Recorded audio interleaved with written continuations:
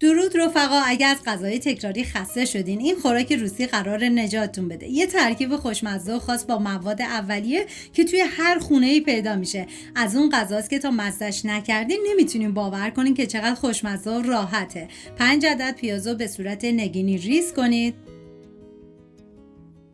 300 گرم سینه مرغ که معادل نصفه میشه طبق ویدیو ریز کنید. این غذا برای 3 نفر در نظر گرفته شده. شما به اساس تعداد نفرات باید موادو کم یا زیاد کنید. سیب زمینی‌های من چون ریز بودن از 8 عدد استفاده کردم، ولی شما اگه سیب زمینی‌های بزرگ داشتین از 3 عدد استفاده کنید و طبق ویدیو ریز کنید. 3 حبه سیر رو با دنده ریز رنده کنید و سعی کنید که حتما از سیر تازه استفاده کنید. از پودر سیر استفاده نشه بهتره، چون سیر تازه طعم این غذا رو فوق‌العاده خوشمزه تر میکنه. سبزی تازه این غذا جعفری هستش که من از یه دسته استفاده کردم و ریز ریز خوردش میکنم. سیب زمینی‌ها رو باید سرخ کنید یا داخل تابه روغن بریزید و بعد از اینکه داغ شد سیب زمینی رو بهش اضافه کنید. کمی که نرم شد و بعد سرخ شد از تابه جدا کنید. سیب زمینی این غذا نباید برشته باشه. من ریختم داخل ایرفرایر با دمای 180 به مدت 15 دقیقه. مقداری نمک بهش اضافه میکنم و بهش زمان میدم.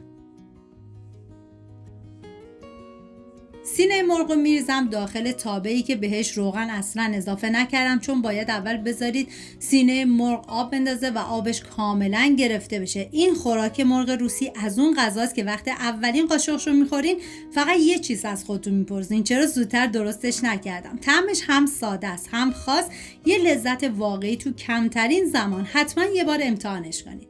دوباره سر تابه رو برمیدارم و یه هم میزنم تا مقدار دیگه آبی که مونده کاملا تبخیر بشه.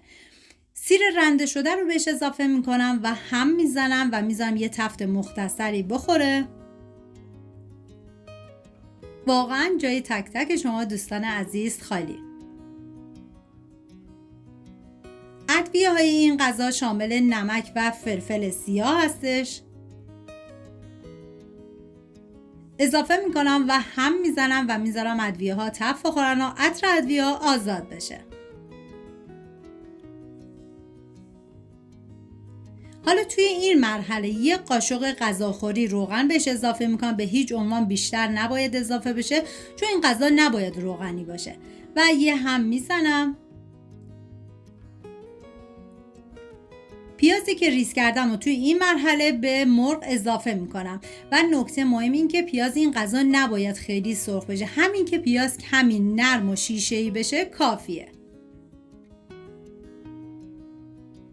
من بعد از اینکه هم زدم دیگه سر تابه رو میذارم تا پیازها نرم بشن.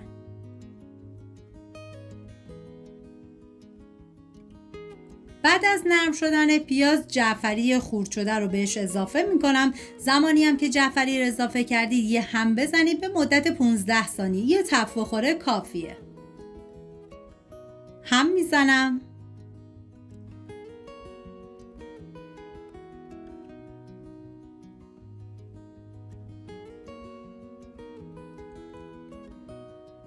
و 2 قاشق غذاخوری پنیر پارمسان و 2 قاشق غذاخوری خامه که به دمای محیط رسیده باشه به بقیه مواد اضافه میکنم و هم میزنم تا با بقیه مواد مخلوط بشه و بعد دیگه باید زیر حرارت رو خاموش کنید. فقط نکته مهم این که این مواد رو نباید هم این مواد هم سیب زمینی نباید بذارید خیلی سرد بشه.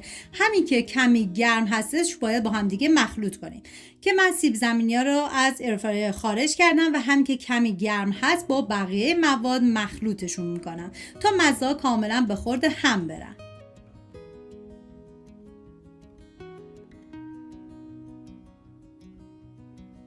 هم میزنم تا با هم دیگه مخلوط بشن. ببینید این غذا رو من میخوام بذارم داخل فر.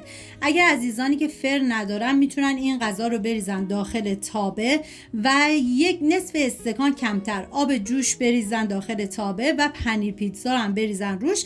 سر تابه رو بذارن تا زمانی که پنیر پیتزا آب بشه. ولی اگر خواستین مثل من بذارید داخل فر، بریزید داخل ظرف مورد نظرتون. و باید فرم از قبل گرم شده باشه و اینکه ما حرارت زیر رو نیاز نداریم. فقط باید بذارید 5 دقیقه گریل روشن باشه تا پنیر شاب بشه، وگرنه موادش نیازی نیست که بخوام قسمت زیر رو روشن بکنیم. من سطحش رو کاملا صاف میکنم و بعد پنیر پیتزا 200 گرم بهش اضافه میکنم که مقدار پنیر پیتزا هم دیگه کاملا دست خودتونه. میتونید از پنیر پیتزای کمتر یا بیشتری استفاده بکنید. اگر از عزیزانی هستین که ویدیوهای منو دنبال میکنین ولی هنوز سابسکرایب نکردین، ممنون میشم روی دکمه سابسکرایب بزنید. اینطوری هم از کانال حمایت میکنین، هم ویدیوی بعدی رو از دست نمیدین. و من دیگه میذارم داخل فر. اینم غذای روسی فوق العاده خوشمزه ما. امیدوارم درست کنیم و در کنار خانواده از خوردنش لذت ببرید. سپاس از همراهی همیشگیتون. تا درودی دیگر، بدرود.